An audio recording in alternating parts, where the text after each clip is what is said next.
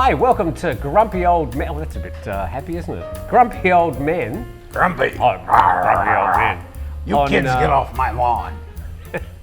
This is, well, sort of the final Grumpy Old Men for now. It might start up again in 2 months, but Steve has a special visitor coming and anything could happen. I don't know. No, my mother is coming to visit, and I don't want to vlog that experience in real time. So I'm going to take a hiatus, and he's going to travel for a week, and so yeah, come back in September, and I'll be here. Hopefully, if I'm invited again, I will be very happy to come back. I might find somebody much better. You might, yeah. I encourage you to experiment. Do you really? Yeah. Oh, here's your coffee coming. Yeah. Look at that. Thank you, sir. You get a coffee and everything. Thank you very much. ไม่ร้อนก็ได้ครับกินได้ขอบคุณครับ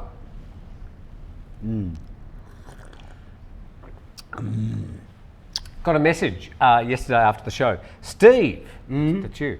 I think Asians squatting on toilets is a bit of a generalisation. Japanese do not do this, this person claims, whose name is GD. It is probably some Chinese, question mark, who have never used a Western toilet. Oh, Chinese get it. Speaking of generalizations. Yeah, there are even signs here in Japan that show people how to use a Western toilet properly.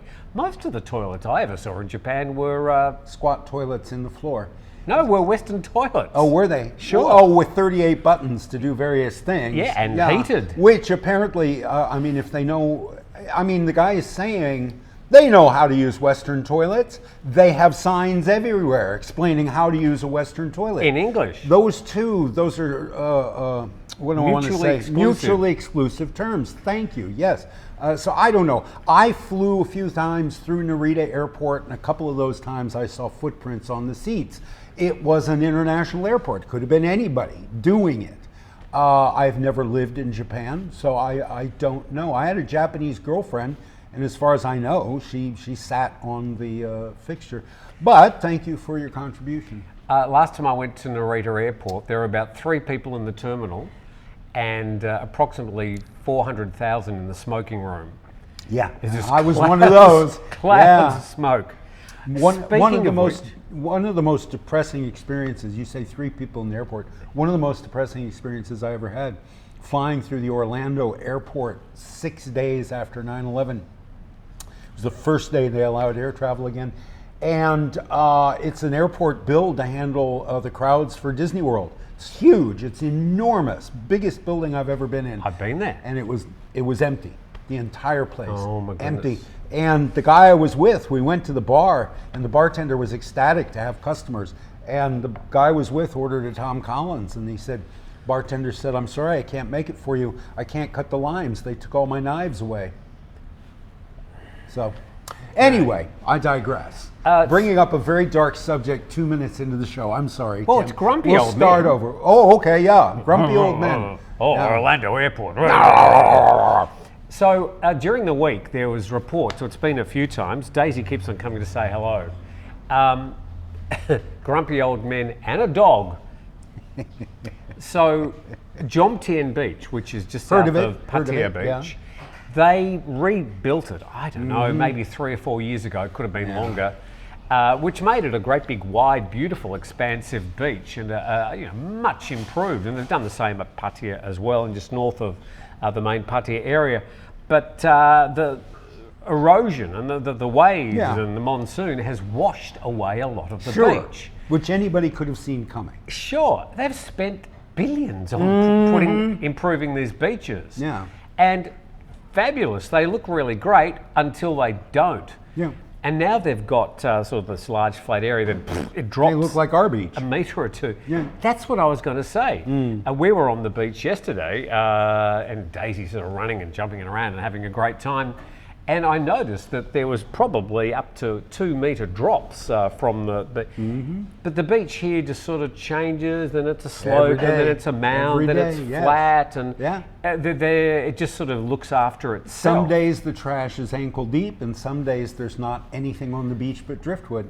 Yeah, it's ever changing, which is why it's fascinating to go out there every single day. As far as Jomtien Beach, you know, guys, okay, I understand the Prime Minister's brother-in-law owned a trucking company that could truck into, so there's Allegedly. There's always going to be that kind of stuff. But if the geological conditions were right to have a big wide beach, there would be a big wide beach after a million years, right? Yeah. If it's not big and wide, it's because the sea is taking away whatever. So why they thought that was a permanent fix, I don't know.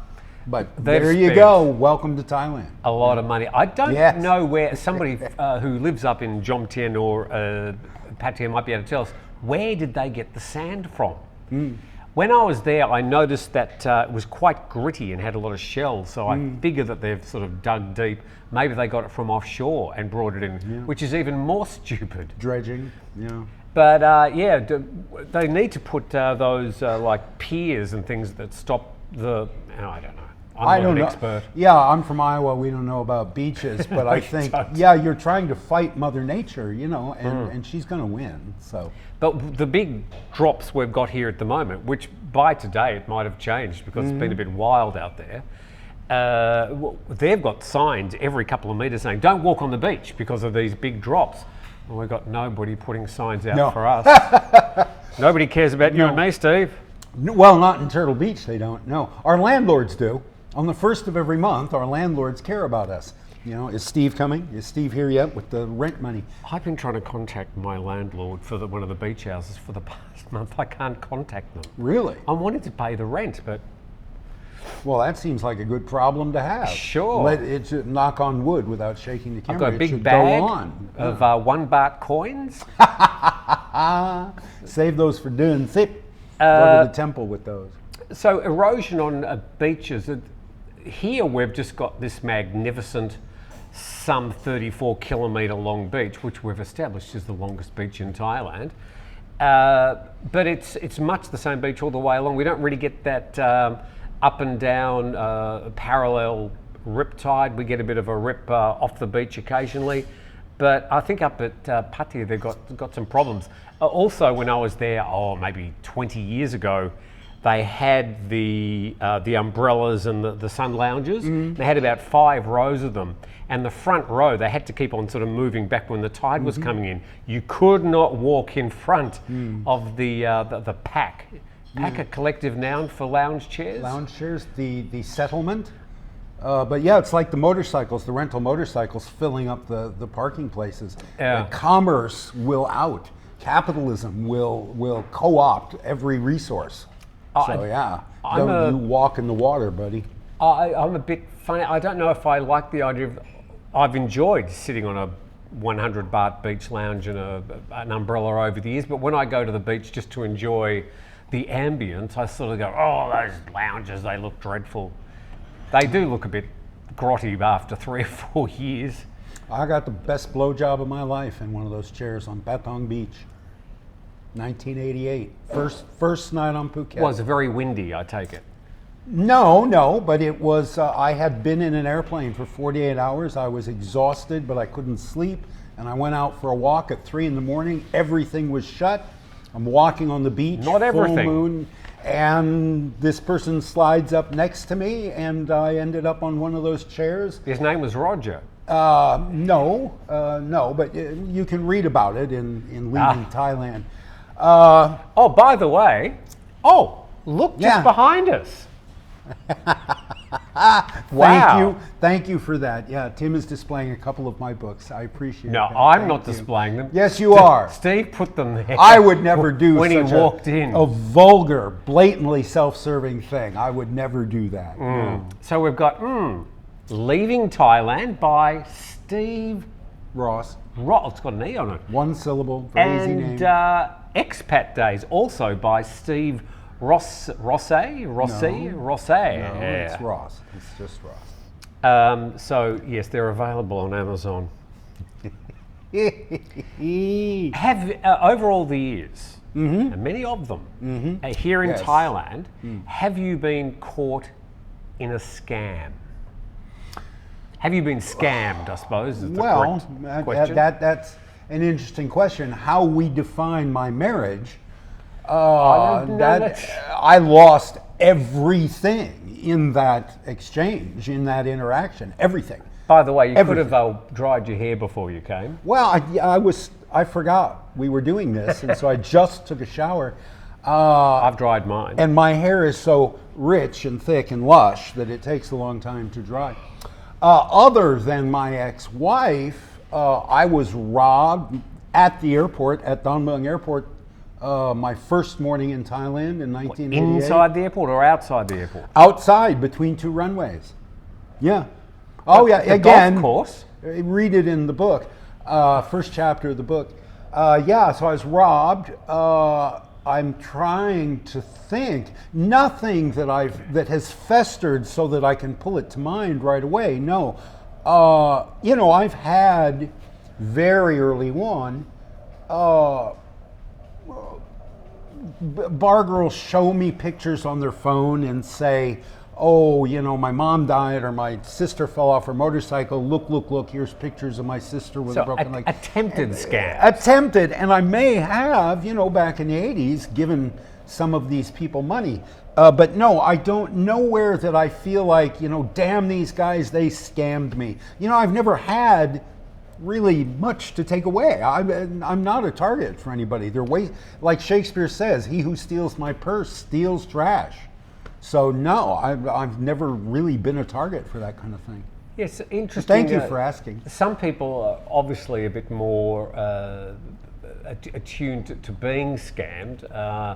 I think when people first come to the country, mostly tourists, they're sort of wide-eyed and, Thai people are lovely, and they can get Everybody dragged smiles all the time. But if you do go to places like Phuket, places like Pattaya, hang around Sukhumvit Road, there are people whose job it is to try and extract money from you. Yeah. Now, it's not exclusive to Thailand, of course. It happens anywhere else at tourist locations in the world. Times Square. Elmo's not on Times Square for his health. He's here to take your money. And everybody you meet in the Phang ghettos is only there. They only got out of bed this morning to take your money. There's a Muppet in Times Square? Oh, there's a bunch. They have these costume characters. You can pay $1.50 to have your picture taken with Tickle Me Elmo and Captain America and whoever. Yeah, if you're a struggling actor out of work and you need day labor, you can go to this agency and you can get a job putting on a Wonder Woman costume, and you stand in Times Square and tourists will take their pictures with you. And they're only there to take the money from the tourists. That's the only reason anybody would go to Times Square and put on an Elmo suit. So the only reason anyone's driving a tuk-tuk in Pattaya is to take your money. The only reason any woman or man is working in a bar is to take your money. Well, they are providing a service. Yeah, they are for your money. Yes. They're not doing it because they like you. And too often we come and we think they're smiling all the time. They like me. No, they may. That is always possible. But they're there because it's their job to be there. Yeah. No, I'm talking about the scams. They're there too. They're at work too. You spend, 23 hours a day on the internet these days. Have you received any suspicious messages apart from the ones I send you? Well, yeah, but they're always so poorly written that it's obvious that they're, I'm writing to you from First National Bank, and there's a problem with your credit card. We need your credit card numbers. But the verbs are not conjugated. There's no articles. There's no prepositions. And obviously it was not written by somebody who works at the Bank of America. ChatGPT is going to make that easier. So I know all of that stuff just seems blatantly, obviously scamish. And honestly, like I said, I live on my Social Security. I'm wearing a shirt another guy gave me. Who's going to steal from me? That is a very nice shirt. It's a lovely shirt. Thank you, Gordon. Yes, it's a lovely shirt. It's silk. It's pure silk. It's brand new. I just cut the tag off the back. Nobody has ever worn this shirt before. 5 minutes ago, I cut the tag off the back and put on this shirt. So thank you, Gordon. So who's going to steal from me? I don't own anything. I rent everything. I rent my home. I rent my motorcycle. My house is full of trash taken off the beach. Who's going to steal from me? Speaking of which, somebody might be inclined to come and take 2 rubbish bins full of cigarette lighters. Somebody, you can tell us the story. All right, yeah. Can I limit you to 2 minutes? Oh, I don't know. I'll try. We'll try 2 minutes. This is the story of the 2 rubbish bins full of cigarette lighters. Yeah, it's about 5,000 lighters. I know because I paid a baht per lighter. So I go every day, this time of year, twice a day. I go out on the beach and I walk on the beach and I pick up trash and I turn that trash into art.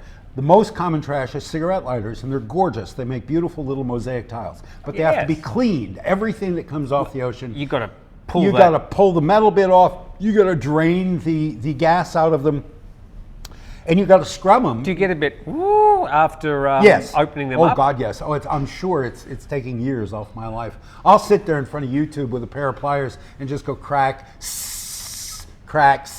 Well, there's a video. Yeah. Oh, it's on my channel. Okay. I have documented that. So at any rate, so I hit the beach every day, and there's this one old lady. Every now and then I see people collecting bottles, right, to sell. You can sell plastic bottles of a certain type. So I see this little old lady. She's out there every day, rain, wind, brutal sunlight. She's out there, and she lives on the second road. She lives over here by the Nitnoy shop. The second road. Yeah, the second road. That's where the poor people live on Turtle Beach. Yeah.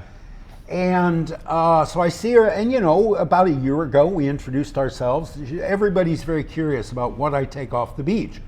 So I showed her, I take clear plastic bags and nets that'll kill turtles, and that I throw away. And then I gather various kinds of colorful plastic to make into my rhinestone reptiles. So she thought that was very interesting. And the next time I met her, she brought me like 5 lighters that she had found. I thought that was very sweet. So one of the other things she collects is these cuttlefish spines that people who have budgerigars and other birds, they put them in the you ever seen that? They put these, they're kind of shaped like a surfboard, and they're bone, and the birds will sharpen their beaks on One that. particular dog loves Yes, those. they do. You see the soy dogs out here with them in their mouths. So anyway, she collects those. If they're big and unblemished and unbroken, she can sell them to a pet store in Bangkok for 30 baht a kilo, which is, I think, about twice as much as she gets for bottles. So I find those, so I started picking up those 1 or 2 and giving them to her, and she'd give me 5 lighters, I'd give her a bone, right? So after a while, she came and she had like 15 or 20 lighters, and I said, listen, she came right to the house and delivered to my front door 15 or 20 lighters. I said, listen, Mama, because she's very poor, the whole family's poor. I said, second road. I said, let me give you 20 baht. You got 20 lighters there, let me give you 20 baht. She said, you'll give me a baht per lighter? An la baht le? I said, yeah, sure, yeah, why not? Yeah. Right? It's good for, I spend 20 baht on 4 cigarettes. So she bought you 5,000. The next time, 1,000. The next time she showed up, the next day, she brought me a big trash bag with 1,000 dirty lighters in it. What could I do? I had to pay her. And I said, look, I have these two 50-gallon aquariums outside my front door, and I was keeping them in there because you can't bring them in the house. They stink until you clean them. They've got, old fish guts, everything out of the primordial soup that is the ocean, and motor oil. A lot of this heavy, I don't know if it's crude or motor oil, whatever it is that floats up on the beach at the rainy season every year. So you leave them outside the house. You don't bring them in because they stink. And I'll clean them a couple hundred at a time and bring them in and sort them and everything and then use them. So she brings me 1,000. And I put them in the 50-gallon aquarium, and it filled about 1/5 of the aquarium. And I said, listen, Mama, we can do this until we fill the aquarium. All right? And then we're going to stop. But yeah, I'll give you a bottle lighter. So she's got the whole neighborhood. She showed up after 24 hours with 1,000 lighters because she's got all her kids and grandkids involved in this. And they're all taking a piece of the beach. Like you say, it's the longest beach in Thailand. And this time of year, it's random. It's going to be the same number of lighters on every kilometer of beach. So she's got the whole family out there canvassing the whole length of Turtle Beach. So I knew she was going to fill that thing, and I said, fine. For social capita to fit into this community, I was fine giving her 5,000 baht to fill this thing with lighters, because my next parade float is going to take about 5,000 lighters. Oh, hell yeah, it's going to be huge. My float was the smallest float in the parade last year, and I ain't going to suffer that humiliation Just again. measure the width of your door before you... Yes, the door and the size of the pickup truck that will carry this. Yes. So I said, okay, fill that thing, and when it's full, we're done. So next, her son shows up. She's got a son about 16, 17. And this guy shows up, and he's got a bag with like another 500, so I pay him, put him in the fish tank. And then this other woman from the village, not related to the old woman, but she's heard that the Phang is paying $1 per lighter. She shows up with her 6-year-old son, and they got a bag with 500 lighters. What are you going to do? It's a 6-year-old. It's a child, right? So I gave them 500, and within 4, I think, or 5 days, the community had filled at $1 per lighter a 50-gallon fish tank with what I assume is about 5,000 So lighters. I'm thinking there's a good business model there. I mean, you can just sit home and read your books all day and let the locals pick up the cigarette lighters. Well, A, walking on the beach is the fun part. Ah, okay. B, I pick up 100 different kinds of specific Colors and things. Yeah, and like chess pieces. I've got 17 pieces of a chessboard that I've picked up one at a time off the beach, and I'm going to complete that chessboard Can you before sort I die. of get them to take the tops off and clean them for you as well? Well, because that's see, the shitty part of the job, that's isn't the it? shitty part. And what you discover very quickly when you have 5,000 rainy season, damp, scummy lighters right in front of your front door, it stinks, and your house fills with flies. The numbers of flies, and my neighbor next door was complaining about the smell and the flies. It was horrible. So what I did is I bought 5 big laundry baskets, perforated laundry baskets. Each one holds about 1,000 cigarette lighters. Me and Chamnan filled these things, took them in the backyard, and put them out in the backyard where the rain would hit them, and washed them for me. At least begin to wash them. That won't get the motor oil off, it won't get the metal bits off, it won't get the butane out of them, but it'll get that ocean scum of biological material off of them, and that's what the flies are coming for. All the crustaceans, they're these little tiny mussels that glom onto anything solid in the water, and they're little pretty little white mussels, but when they die, you take them out of the water and they die, that's a little bit of flesh, and that starts to stink, and the flies come for it. Okay, I'm so sorry I asked. There you go. Dude, I told... It's like the first day we've done this. You don't know what's going to happen. There's more. Let me get to the punchline.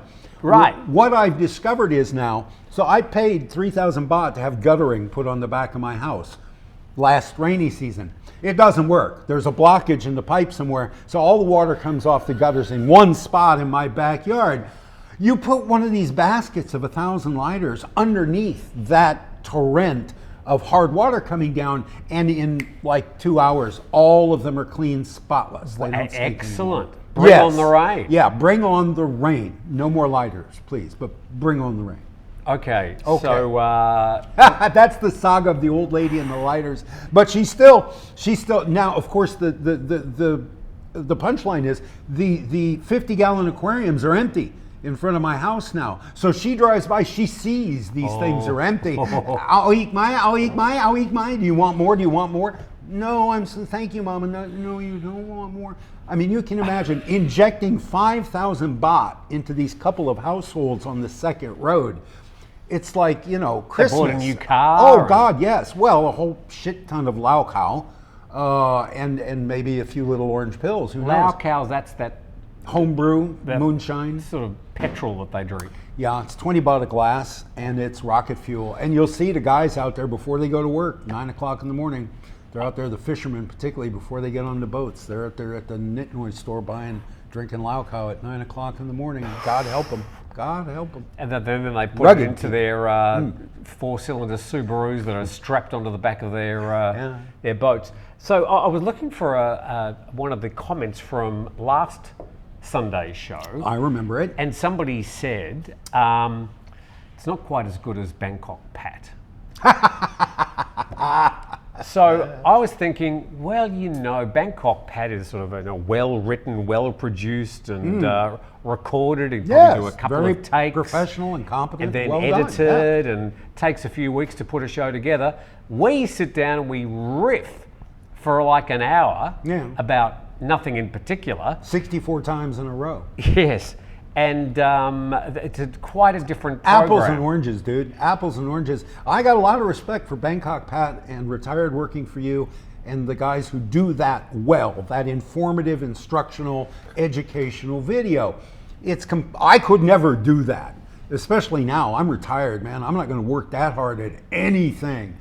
But yeah, Bangkok Pat is the best at that, and Retired Working for You is probably the second. Walker, WALK4R, is very, very good at mixing that with personality. My daily show. Oh, and Tim's Daily Show is very, very good. Yeah. But it's apples and oranges, dude. It's a completely different kind of product. But thank you for watching, and thank you for your comment. Somebody also asked this photo up here. There it is. That is a photo of where I used to spend a lot of my youth, which prison. It's the Mornington Yacht Club. Oh, this close. And there's a prison there. The Mornington Yacht Club, where I had 3 or 4 different boats in the harbour there over the years, where I used to go sailing every Thursday night, every Saturday for years and years and years. So that's the Mornington Yacht Club from the air. Yeah. Another... I may have been on a boat twice in my life, if that, and did not enjoy either experience. You're not a nautical sort of person. No. So we bring 2 very different perspectives.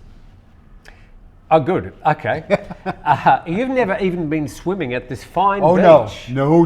One time I let an Australian talk me into going out there in the morning and swimming, and I hated it. Oh God, I hated it. There in your Speedos. Yeah, no, I was wearing trunks. But there is an Australian, a retired dive master here named John, and he's in his 70s, and every morning, this time of year, any time of year, he goes out there. He's got a pool noodle, and he's got this old spindly old guy goes out there and swims. He's got a what? A pool noodle. One of those floaty toys. It's made out of foam, and it's long and green, and it's got a hole down the center of it. I know what you're talking about. And that's all he takes, and he goes out there alone every day and swims around in the morning and comes back. Well, he's Australian. That's what they do, I guess. Used to go swimming every day. I haven't for the last month or so, because I don't know.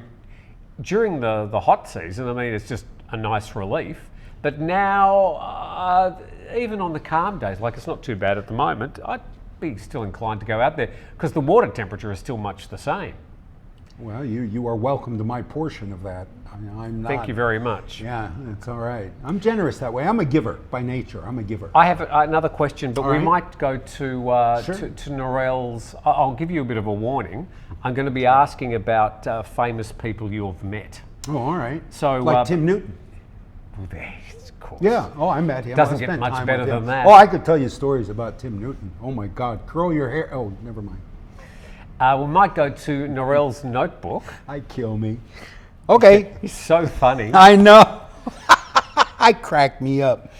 I've never heard a single ball joke in my life. Okay, so... just put your head down again. Yeah.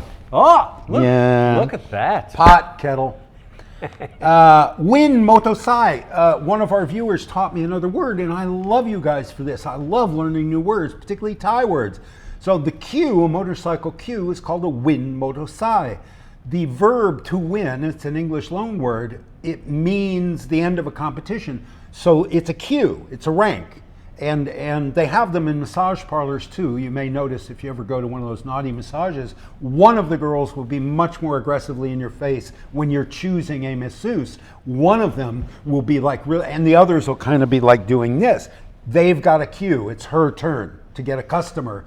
So they will, and now they can't all they can't just send you one girl, right? They can't just send one girl out to the front room. They send them all, but there's a queue or a win in that situation. Motorcycle taxis, there's a win or a queue. And I was not aware of that word, and I very much appreciate Have you being taught. used one of the win taxis around here? Yes, sure, many times. Because they are something that are almost absent in Phuket, ubiquitous in Bangkok. Yes. Like Grab taxi. I used to take the motorcycle version of Grab all the time, although they'd never go in, they wouldn't pick you up if you were near one of the motorcycle taxi ranks because conflict. Yes, Capitalism. not happy. Yeah, capitalism breeds contention. Competition. Oh my God. I used to take the bus to Phuket. I used to go down for a millionaire's weekend every month, and I would take the city bus from the post office here at 70 baht, take you to either of the bus depots on Phuket, and come home the same way. And when I came home, I would have Chamnan take me to the bus when I left. 3 days later, I'd come home and I'd grab one of those guys in the red vest and have him take me home. And I did that, I don't know, about a dozen times, I think, the first year I was here. And so they still wave at me and smile at me, those guys.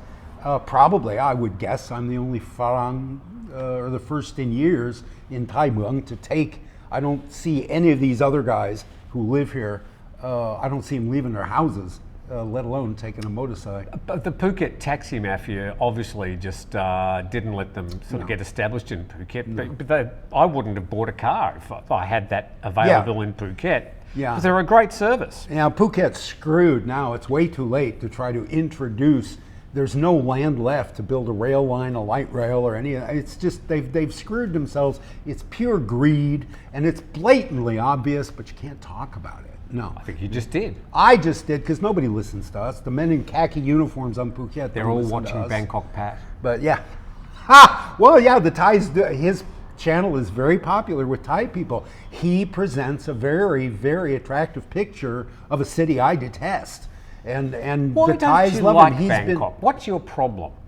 Oh God, it's hot, it's cramped, it's expensive, it's crowded. You can't get through the traffic. Oh, it's dirty. Everything's filthy. The people are aggressive and rude. The Thai people are aggressive and rude. You've been to a different Bangkok than I have. Yeah, well, life is experienced subjectively. We all live in our own. We're all, as the Buddha says, we're all prisoners inside a cell made of the 7 bones of the human cranium. We all live in here, and we peek out through the bars at the world. And what you see from the window of your cell is different from what I see through the window of my cell. But yeah, my Bangkok, I do not like it. I don't like any big city. New York City I loved when I lived there, but that was the 80s. God knows what it's like now. But no. I was in New York in the 80s as well. I remember I saw you on the street. Yeah. I went to a stage show. I can't remember what it was. Yeah. It might have been Chorus Line. Thus the modern theater. And I went up to the top of the World Trade Centers. I still got the photos of me on the top. Yeah, the Bangkok Bank used to have their offices in Tower 2, I think. Really? And I was sending money to a woman on Phuket for a year. You talk about being scammed, yes. Again, chapter 1. And I'd go down in those days. The only way to send money is you go to the bank, you do a wire transfer. So their offices were in Tower 2, and on 9/11, that's what I thought of. I thought, God, I hope the guys in Bangkok Bank got out of there before the building came down. But yeah, once a month I used to go to the World Trade Center. So what else we got? You know, you can get your eyes lasered. Yeah. I'm 66. I'm not going to be doing. Take your glasses off for a moment. Let's have a look. You know, I have an infection in this eye today. I don't know what it is. I'm all puffy in this eye. Do you see that? Yeah. No, vanity. I wore contact lenses in the 80s for a few years, and it was coming to Thailand that made me take them out, because I was bathing in well water, and there's a lot of bacteria in well water, and I was wearing the extended wear them for a week. Right. And I kept getting blepharitis like this. And finally, I just stopped wearing them, and I've never tried contacts since. And now, who do I need to be vain for? Who am I going to impress by not getting? For me, it's just a convenience thing, because I was wearing just 120 baht readers, and I was into my number 3s, and I needed them to read. I could not read without them, and at that time, I was reading an auto cue. I was reading news up with Tiger and stuff. And I couldn't read the auto cue without my glasses, and glasses don't look good on camera. All right. Well, for 25 years I worked at a keyboard staring into a monitor for 8 hours every day, and I needed computer glasses for that. So all day long, as I'd get up and sit down, get up, sit down, get up, sit down, and I just lived with that for 25 years. So now I've still got my computer glasses, but I bought this great big monitor because I thought a YouTuber needs to know how to edit. For editing, you need this great big monitor. That worked well. Yeah, that worked well. So it says one take, Steve. And so now I don't even know where my computer glasses are. I had to carry those things in my pocket for 25 years, and now I just sit down in front of my monster monitor and look at YouTube, and I'm not reading anything. I don't read text on the monitor anymore. I just look at videos. So I think that's my life we now. may have spoken about this before, but we do this program, as you can obviously tell, in one take, and we don't sort of stop. We just sort of keep on marching on, and we don't sort of make mistakes as such. When I do my daily show, because I record it, I make hundreds of mistakes and keep on redoing things and tripping up on the reading. Whereas if I was doing it live, I don't make any mistakes. And it's a really interesting mental process that you know if you're recording that you've got the trampoline there, you've got the safety sloppy. net. Yeah. So interesting. Yeah. Well, I've said before, I worked with actors who had speech impediments that disappeared when they were on stage. People who had real severe stutters, and they'd get on stage. If they had rehearsed, if they had memorized lines and rehearsed them, they spoke absolutely eloquently. People with Tourette's control the Tourette's by learning to play a wind instrument. If you're playing a saxophone or a clarinet, you don't scream obscenities. So they spend a lot of time practicing and become very good musicians because that's the time of the day if they're conscious. Otherwise, they're Tourette'sing. And when they're playing their wind instrument, they're not. So they enjoy that feeling of being in control. So they practice 10 hours a day. And they become really accomplished musicians. So instead of Johnny sitting up in the back row going, fuck, shit, he's sitting there playing his clarinet instead. He's in the pit. He's in the pit. I'm wondering what's more annoying. Right? Okay. It is a little disturbing how many of our audience knew offhand that Brooke Shields was only 14 when she made Blue Lagoon. Well, about 100 people responded there. And I don't think they all went to Google. I think a lot of them already knew that. But yes, that was Steve got it wrong a couple weeks ago.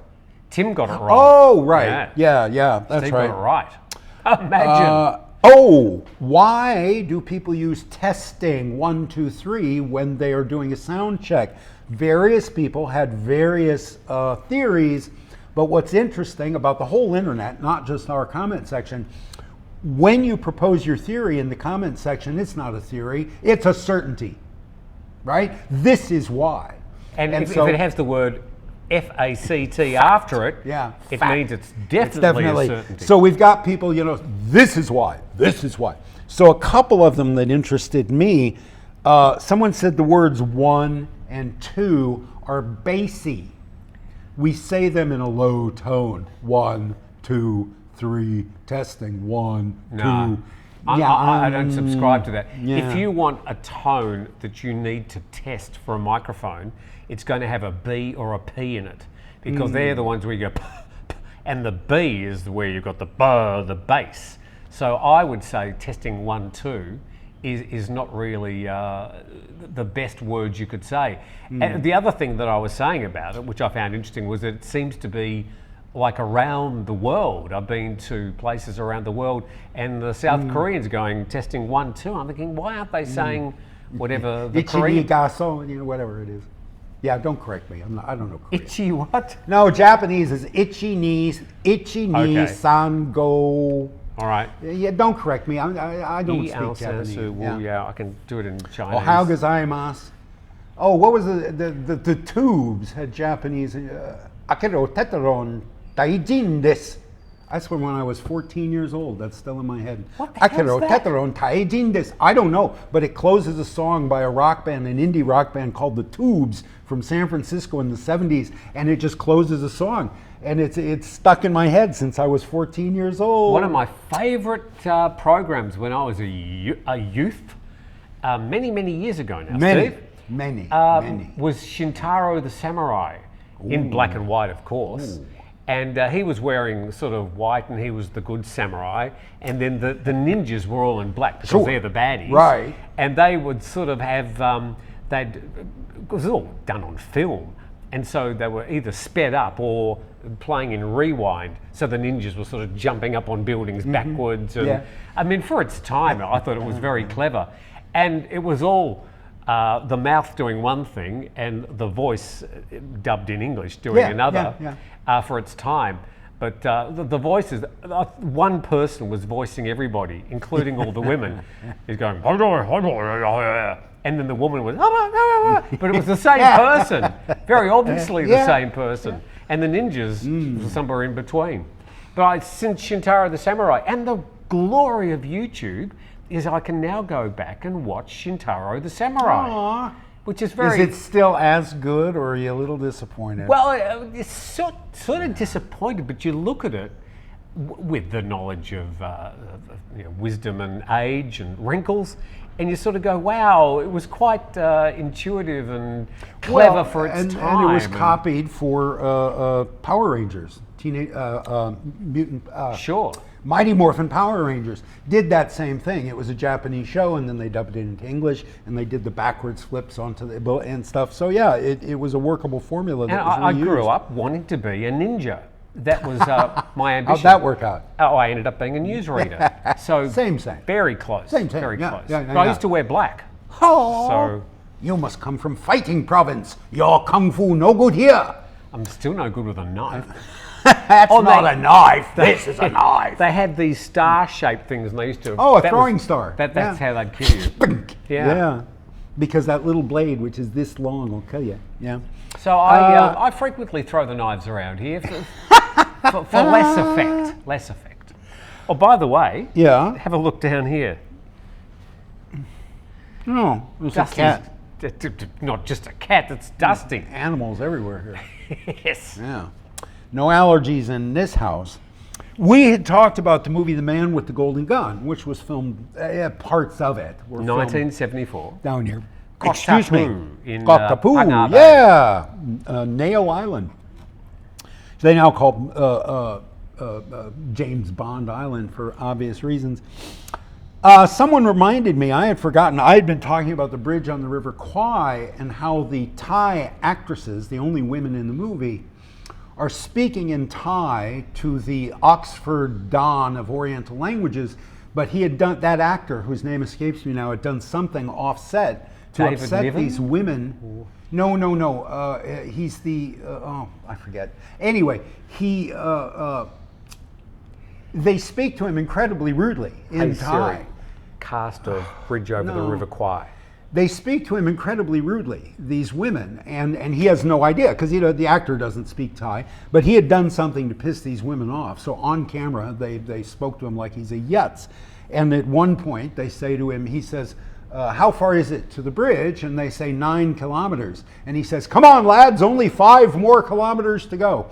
So the Oxford Don can't count to 10 in Thai. And someone pointed out that there are 2 schoolgirls, the Asian schoolgirl trope, in The Man with the Golden Gun, who don't speak any English. They're kung fu kind of predating Kill Bill. You've got the Asian schoolgirl who can kick your ass, the Buffy the Vampire Slayer kick-ass femme. But one of them is speaking Thai and the other one's speaking Cantonese.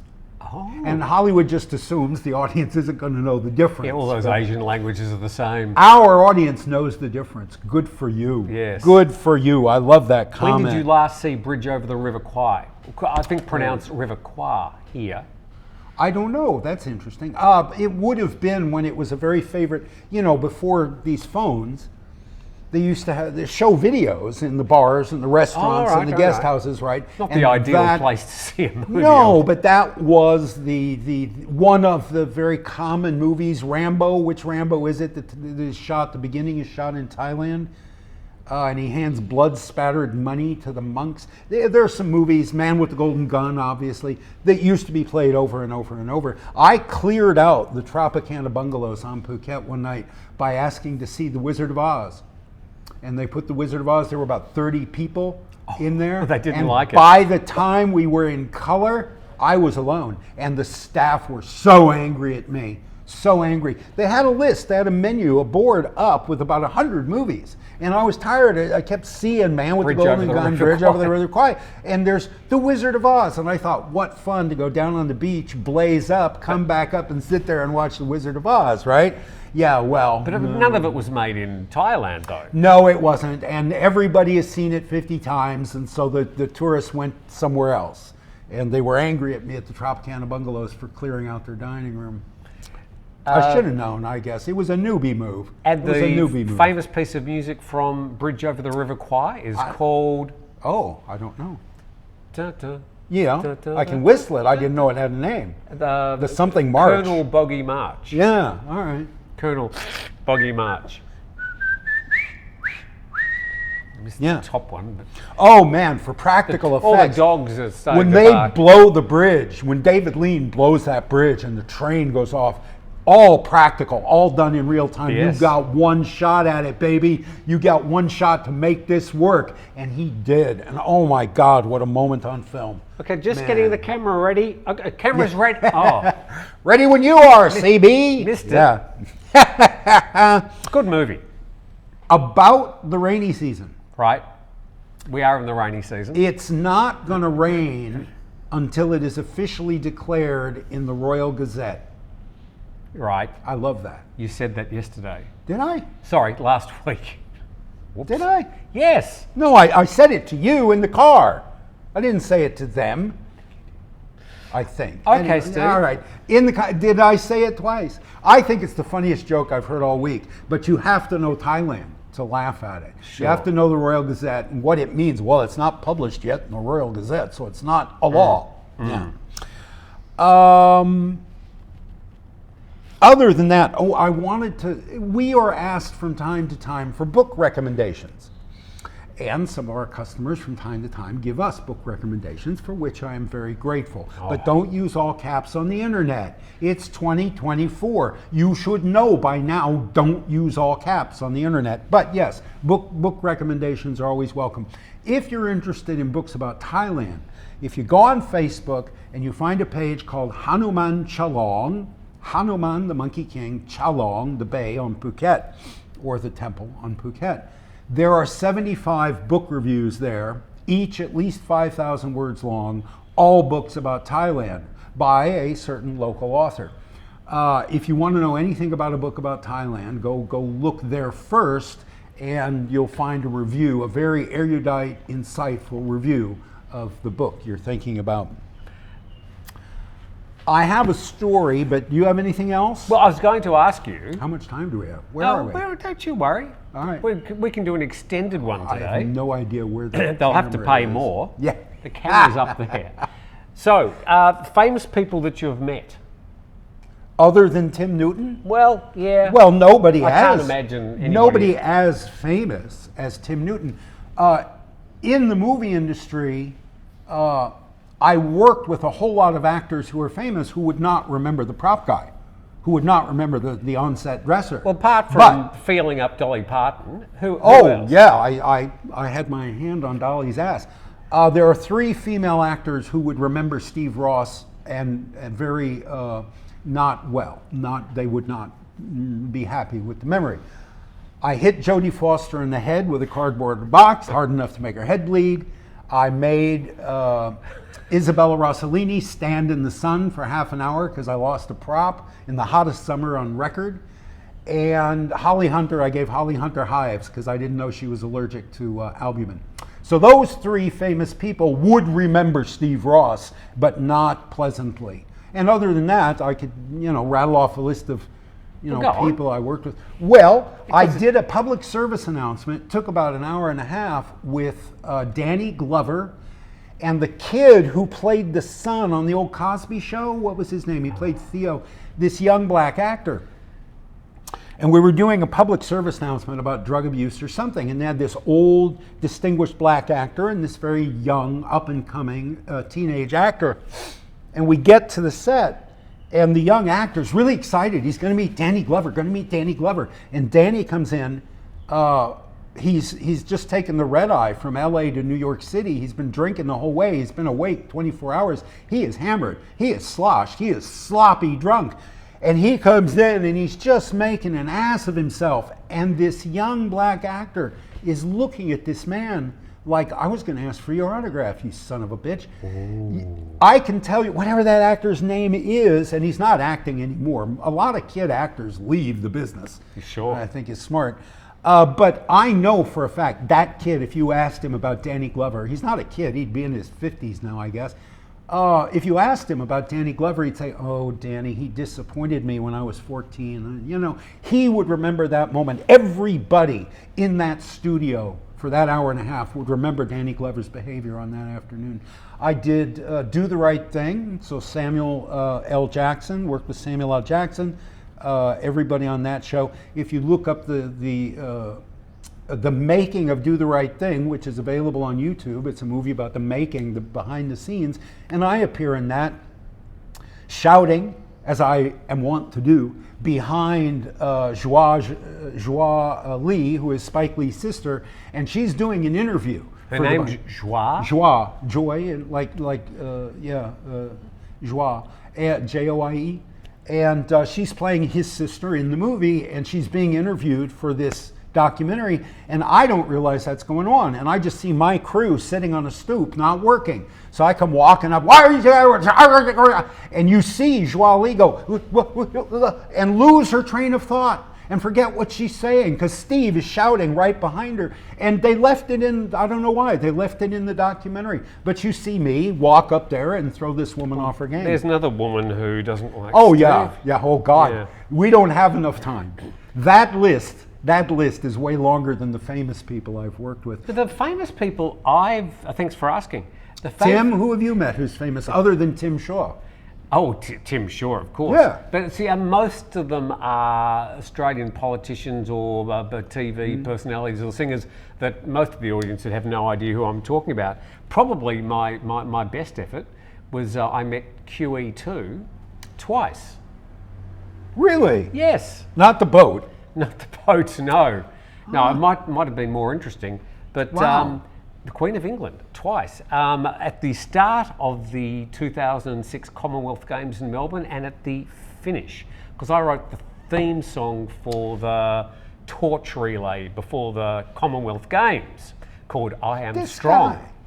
This guy. I'll play it for you later. So, da-dum, da-da-da-dum, dum, da-dum. And then,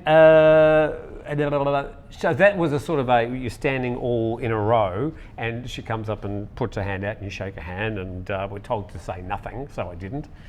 And she looked from the person next to me, put her hand out, which I shook and sort of just gently bowed my head. She didn't even look at me and started looking at the next person.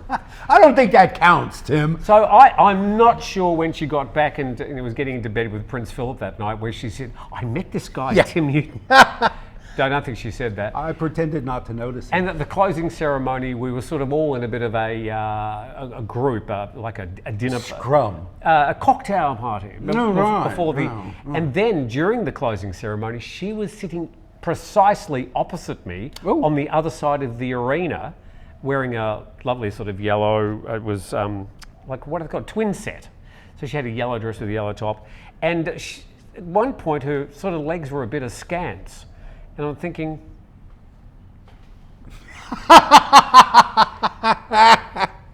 Spot the Monarch's panties? You were playing Spot the Monarch's panties? No. Oh my. Quite. Oh my, indeed. Quite. So, yes, I've met QE2 twice. I've met 3 Governors General of Australia, which is the same. How would you rank? I don't think you could. There's nothing in American politics you could rank that with. They're the Queen's representative in Australia. Oh, okay. Australia is a constitutional monarchy, if you didn't know. Sure, So the Governor General, like this one, they're very nice people usually, the Governors General, because they're there to sort of open kindergartens and plant trees and that's why I'm here. Do all the ceremonial stuff. And you have a story. Well, I don't know. It was something that popped into my head. You know, my memory is very porous because of certain lifestyle choices. If only your speech was the same. Exactly. Well, it is. I lose my train of thought all the time. But things are starting, weird memories are starting to just pop up in my head while I'm laying there in bed at night. And this one has to do with the commercial sex industry. And we have a guest who came, who's staying in one of your cottages, and he's a viewer of the show, and he very kindly took me out to the hot springs and for noodles yesterday, and we were talking about this and that, and we're men of similar age. And we were talking about our feelings about and our relationship with the commercial sex industry now, as opposed to what it was 35 years ago when we came to Thailand as young men. And the general theme of the conversation is, yeah, well, been there, done that, got the t-shirt. I know what's going to happen. Every step of that process, and I know where that process ends. And sometimes that's a satisfactory ending if that's what you're looking for, but often it's not.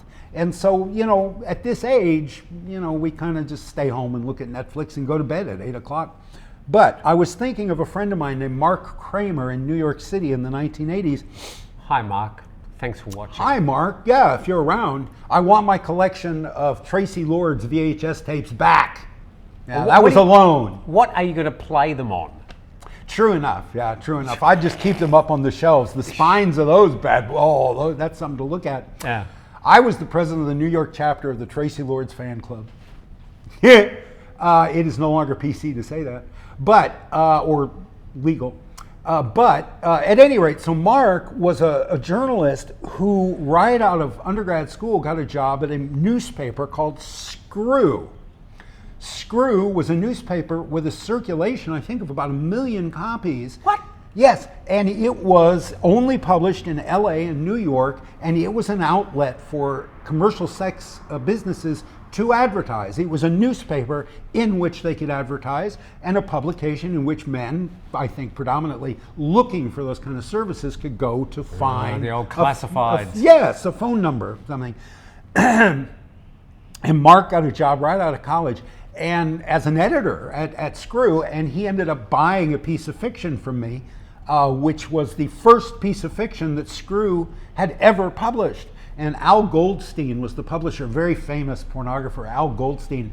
And he had been making that newspaper for like 25, 30 years, and they had never published fiction. And Mark liked my short story, my pornographic short story, so much he published it in the newspaper with 1 million readers. Not that I think many of the readers actually read the stories or the articles. But I digress. Mark had the column called Naked City.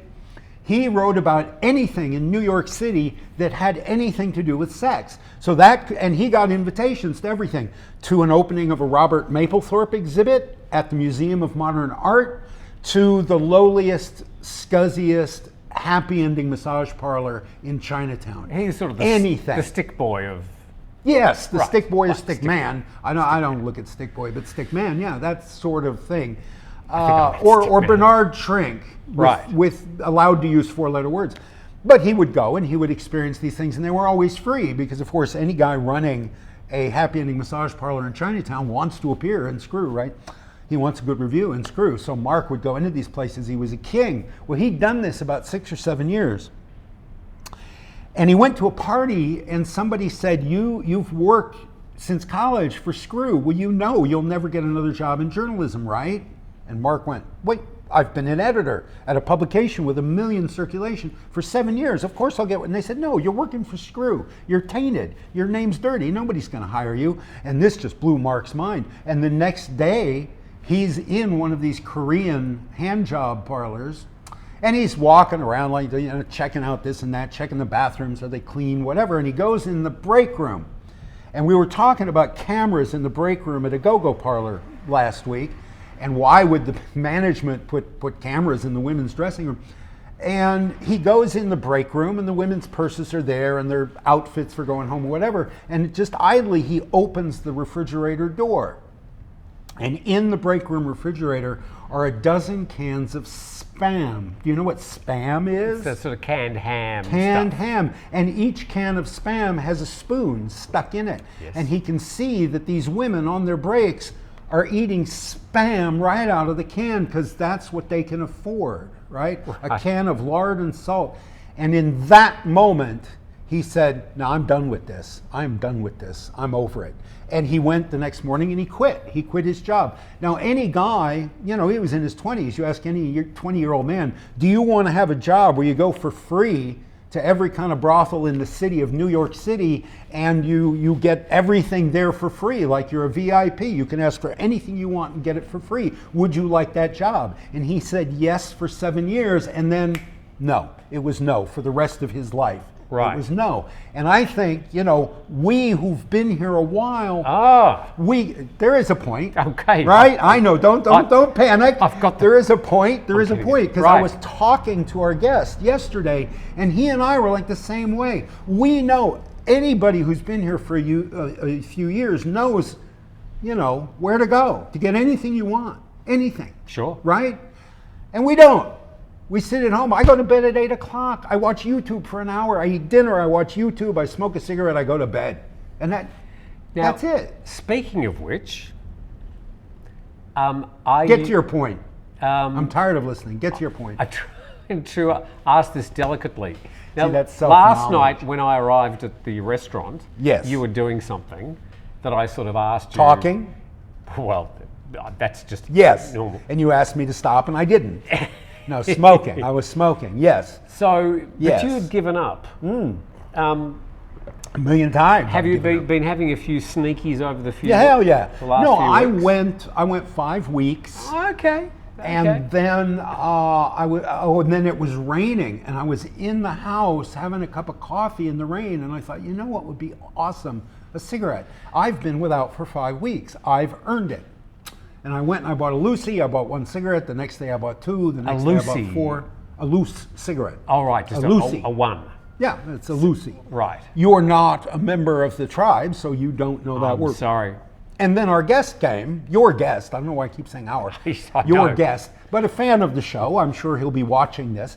And he offered to buy, we were going to go to the hot springs, and he offered to buy me a pack of cigarettes, and I let him buy me a pack of cigarettes. And that was yesterday at about 1 in the afternoon. There are 4 in the pack right now at my house. So I have smoked 16 cigarettes since yesterday at 1 in the afternoon. And loved every single one of them. Yes, yes. Oh God, every cell in your body rejoices. After a long absence, every cell wakes up and goes, yes, thank you, Daddy, thank you. May I have another one harder, please? Right. And with that, on that note, it's time to bid you farewell, adieu, sayonara, and adios. Bye. Hang on, I haven't finished yet. Because Steve, he's going on a hiatus for 2 months. I'm still around doing my daily program. Don't know what I'm doing on Saturdays, but there's going to be a few changes. Then, after 2 months, I don't know. Well, you've got a life-changing event happening for 2 months. I think it's going to be life-changing. Maybe. I'm going away for a week just to sort of clear my head because the last year has been a blur. After meeting Steve, everything just went downhill. Yeah. And I'm trying to sort of, pick up the pieces and figure out what the hell's going on. So I'll have time sitting in an Almaty cafe. Mm-hmm. Trying to learn Have a good trip, Tim. Have a good trip, Tim. Enjoy it. Oh, thank you very much. I suck at this, yeah. But from me, it's farewell. Yeah. And from you... Me? Oh, farewell. Yes. Bye. Jeez. Yeah, I suck at this. I'm sorry. Yeah, Bangkok Pat's better. Yes. Bye, everybody. Bye.